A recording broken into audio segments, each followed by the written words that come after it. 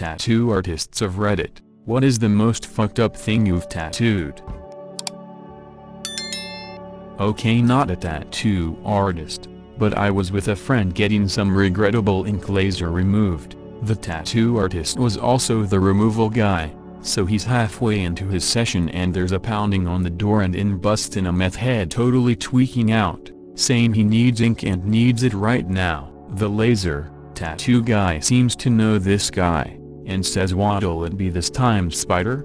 To which Spider responds, "I want tough shit on my knuckles." Tattoo artist does the math and says that's too many letters, to which Spider replies new and spells out TUFFSHIT, which he legitimately believed was the correct spelling. The tattoo artist asks my friend if he minds waiting 10 minutes because Spider was relentless when he wanted ink, and my friend and I both said sure because we wanted to watch some poor life decisions. Spider was very pleased and we told him he looked like tough shit. I was at a concert years ago in Philly when this guy showed up with a tattoo of a woman that had some very poorly executed features, a godly crooked nose, teeth out of alignment, etc. My buddy says to me if some tattoo guy screwed up a picture of my girlfriend that badly I'd kick his ass. Well, about 10 minutes later this young lady shows up and damn if she didn't look just like the tattoo. Edit. Thank you to all the kind Redditors showing me the love for this posting. I'm glad I was able to bring a bit of humor to people's day. I'm not an artist, but several years ago I was waiting in a shop in my hometown to do a consultation for a tribute to my late stepdad, and there was a woman doing a consultation with my artist right before me. This lady wanted to have Jeff Slut tattooed on her lower back. Apparently she'd been dating Jeff for like 3 months. The artist declined to create her masterpiece. She was visibly upset about it, which let me know that I was in good hands. Hold my beer. A guy I went to high school with had an obsession with a female student there. It was to the point where he had a restraining order against him to not interact with her, yet he was allowed to remain at the same school as her.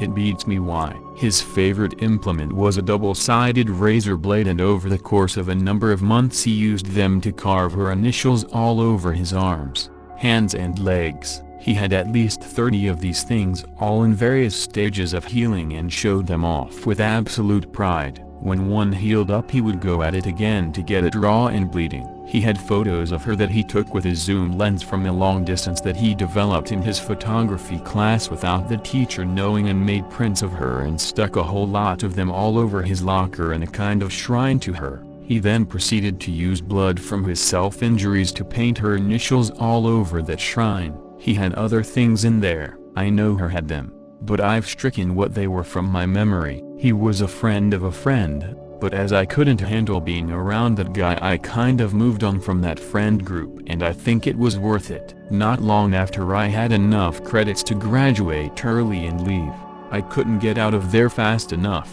but not just for that, though it was a factor. I feel so sorry for that girl as she likely didn't know half of the shit he was doing. I seriously hope he didn't do something and got help that he certainly needed. That kid was messed up. Thanks for reminding me of something I've not thought of for around 25 years.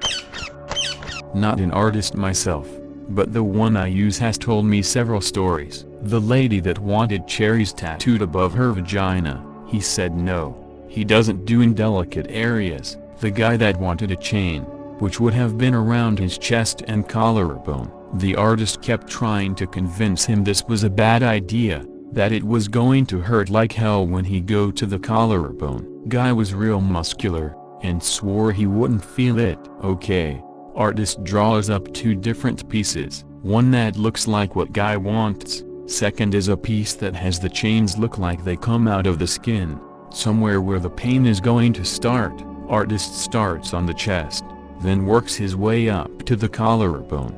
When he gets there, of course guy is crying like a baby. Artist says, "I have an idea.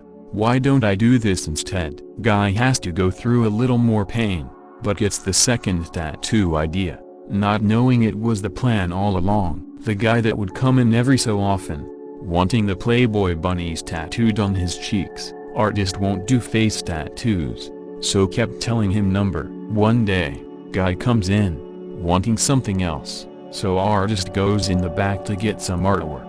When he comes back, guy is walking around, eating KFC, getting it all over the carpet, walking on it. Artist says, "You know what? I'll do the bunnies after all." That guy now has those bunnies on his cheeks, and artist now calls him Chicken Boy. Last was the guy that wanted his girlfriend's name tattooed on him.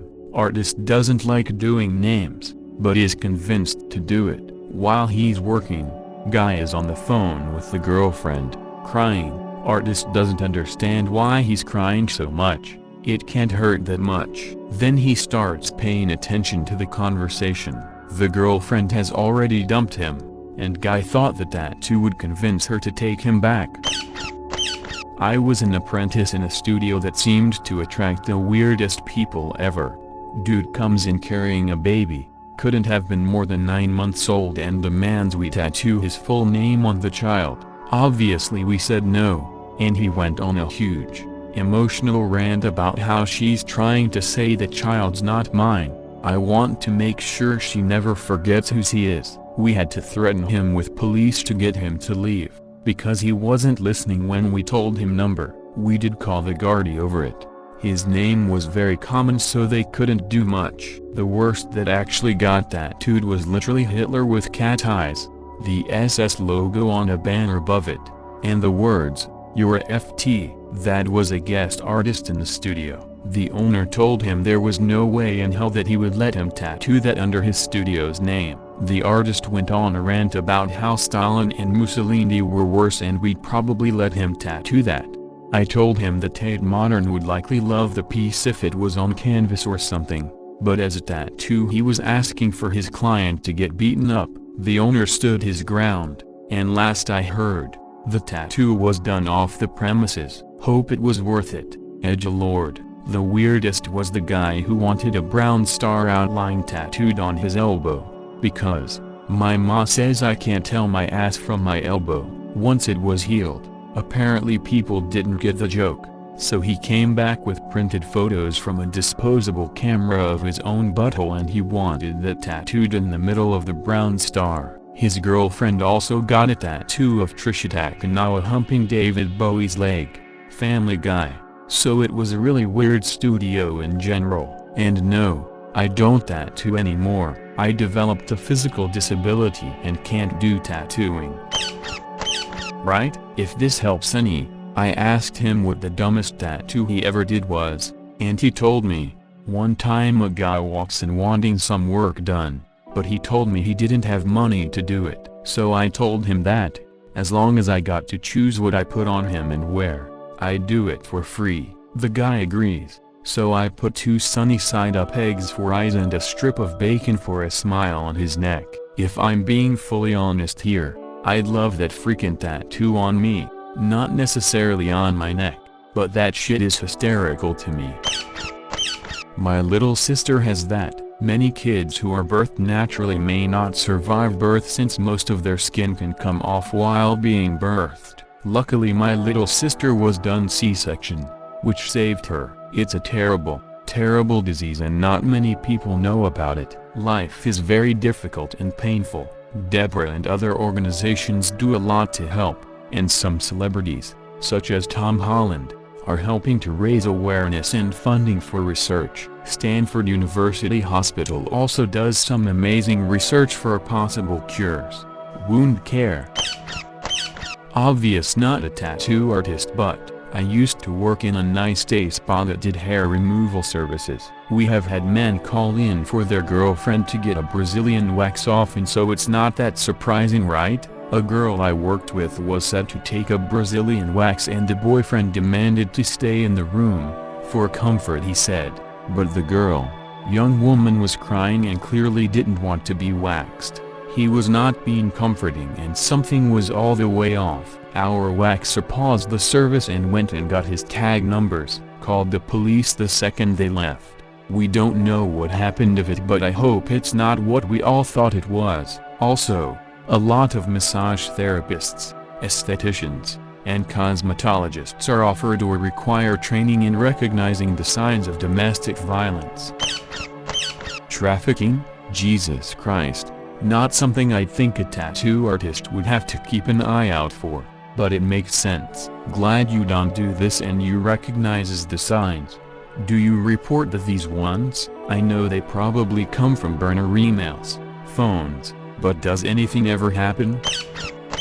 I used to work for an anti-human trafficking non-profit, and traffickers tattooing their victims is super common. It can be their name, a dollar sign, a money bag, or even a barcode. If you see something like that happen, you can call the National Human Trafficking Hotline and report it anonymously. Apologize for the formatting on my phone. Been tattooing nearly 20 years and honestly most everything has been pretty tame. I've had a few very weird quote requests, but they never actually follow up on scheduling, or I just outright decline the piece. The weirdest tattoo I think I've ever actually done was a portrait of a stillborn baby. I totally get the sentiment, and I've done countless memorials for stillborn babies, so that in and of itself is not weird.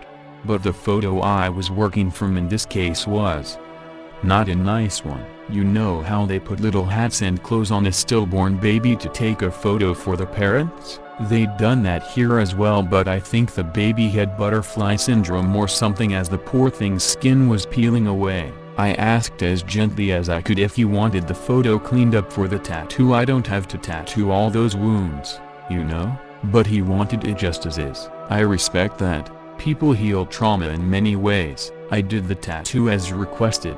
He loved it. I did not take a photo for my portfolio, and since I know you'll ask, a couple of strange quote requests.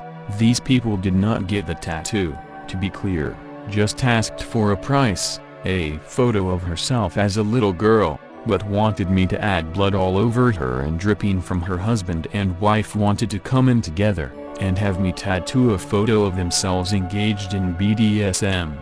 I assumed they wanted a threesome afterwards too. It was heavily implied in the email. Human trafficking tattoos. Usually an older man trying to schedule for his much younger girlfriend to get a random name or word done near the pubic area. A couple requests for sclera tattoos. Recoloring the whites of the eyes. Google if you dare. The tattoo was supposed to say, Georgia born, Alabama bred. Instead it says, Alabama breed. The girl was proudly showing me her tat. I read it and asked, what's it say? She looked at me dumb and reads it off. I said, I thought bread had only one E. I think your tat says breed. She laughs and says, number. The artist had drawn the design, and when I looked at it, the artist had written bread, like a loaf of bread. I'm so glad I caught that. Can you imagine if I had bread on my arm? Ha ha ha. My girl, that might actually be better than breed. At least bread and bread are pronounced the same. I had a gentleman come in when I'd only been tattooing for about 3 years. I was in the middle of a tattoo and somewhat, understandably, distracted. The fella pulls out his knob and shows me a poorly done star on the head. He wants it fixed, and wants me to add another star and a crescent moon added. If you're asking yourself why, you're not alone. He told his wife he'd give her the moon and stars. He made an appointment for the following day. A few hours after we'd opened, I remember feeling like I was waiting for my execution. Then I came to the realization that it was his dick about to get stabbed, not mine. And I got over it. When he showed up, I gave him a set of gloves and told him he was gonna be helping stretch the skin. He was a good sport about it and all went well and fine. Till he told me they were swingers and invited me over to their home to drink Crown and bang his wife. I politely declined. Which is probably why she got the only tip out of the deal, almost 2 decades ago, and I still remember it vividly. I just started tattooing, so I was taking any kind of walk-in I could get. This guy would come in every few weeks and get his girlfriend's name tattooed on him, the same name, all different ways, in a diamond, attached to an infinity symbol. with a ladybug. One day he came in with her and I was surprised because I never seen her and always wanted to know who this muse of shitty name tattoos was. She seemed pissed off and unapproachable. The guy was in high spirits though. I skipped the small talk with her. Did the tattoo. Let them leave. He came in a few weeks later, alone. I finally asked him why all the name tattoos? He told me he would tattoo her name on himself every time he cheated on her and she found out. He then asked me if I would like to go to dinner after his tattoo. That was our last interaction. I honestly don't know why someone would want a portrait of their dead kid. Don't get me wrong. I'm all for memorializing something like that, but portraits are so incredibly difficult and it's so easy for one teeny tiny detail done slightly off to throw the whole image. Why not get a date, or their name or something? Question mark. A guy I worked with had a failed pregnancy, stillborn, so he was mourning. I have very high quality work on my arms that is very visible, so he asks me who and how much.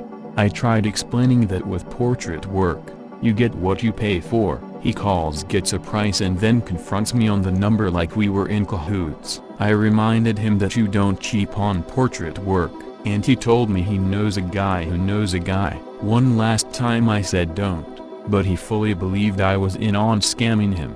He goes to guy of the guy and when he returns I ask if I can see how it turned out. He pulls up his shirt and starts to cry. He has what anyone can see is the worst tattoo of his dead baby on his chest. Just crying, he said, I just wanted to remember him. Just tragic. TL drive. Don't cheap out on dead baby portraits. This young man wanted a tattoo on his back. It said something like, Lisa, please forgive me. I asked him if this was some last-ditch effort to get this girl back. He said yes. And I told him this is a really bad idea, you shouldn't do this. He wanted the tattoo anyway, so he got it. If it worked out with him and the girl, she will always remember this terrible thing he did that was so bad he had to go get a tattoo to try and prove how wrong he was. Or if it didn't work out with them, whoever he dated afterwards would ask him what terrible thing he did that was so bad he had to go get a tattoo to try fix things with his ex. It seemed like a no-win scenario with the tattoo. My advice is, if your tattoo artist is telling you that something isn't a good idea to get, just take a moment and consider why. I've seen some weird / fucked up tattoos via work, hospital, all of this stuff is years ago, and I couldn't even place a face with any of these people. Also scattered about the USA as I did a fair amount of travel work. Saw a guy with a genie coming out of his butthole up to the small of his back, peeking out over the seat of his pants I imagine. Saw another guy, sweet-looking grandfatherly type, had what looked like a home-done prison tattoo on his penis that said suck it. Saw a woman with their Rolling Stones lips tongue thing inside of her armpit. Must have hurt like hell. Saw a guy with an 8-ball on his dick head. He said it was a thing from his days in the Marines. Apparently there's a tattoo place near Camp Lane that will give you free tattoos for life if you get an 8-ball on your dickhead. This guy definitely cashed in on that. Tons of great work. Guy wanted the thumbs up emoji on his taint. Apparently he wanted everyone down there to know he appreciates a job well done. I passed him off to a male colleague, who did not stop giggling the entire half-an-hour session. But as most artists on here have said, we get ridiculous requests all the time, but they either don't show up, or we have to ask them to leave.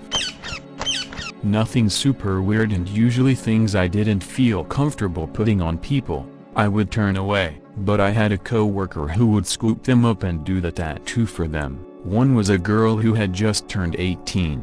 She wanted a chain around her waist with a lock hanging on it just above her vagina and the words property of Dave or whatever the fuck her boyfriend's name was. First off, she was 18, so I figured the relationship probably wasn't going to last, so I wouldn't do it for that reason. Then come to find out, her boyfriend had just been sentenced to life in prison for murder. The girl was making a terrible emotional mistake. I refused, but my co-worker did do the tattoo.